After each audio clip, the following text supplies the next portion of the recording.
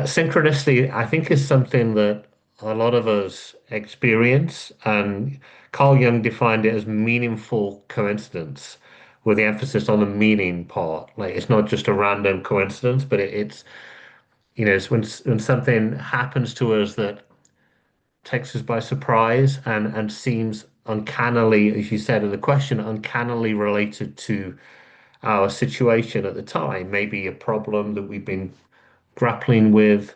Um, or if we're in some life impasse, if we're stuck and we can't move forward, somehow the energy in the psyche seems to constellate powerfully in events that happen to us, external events that mirror or connect with in some deep level the inner meaning of what we're experiencing in that moment. So that's where the uncanny comes in.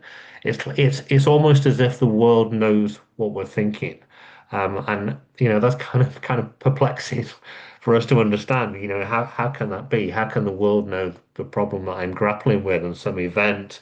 Maybe you turn on the television and there's a talk show that's addressing the very problem that you've been thinking about, or you turn on the radio, or maybe a friend calls you and the way that they say a certain sentence has this quality of like penetrating, and it's almost like they're speaking with a different voice, maybe. And so there are many different types of this synchronicity, this meaningful coincidence, but um, the fundamental idea is that something external in the world, some event that happens, coincides usually precisely in that moment with the very thing that's occupying our attention inwardly.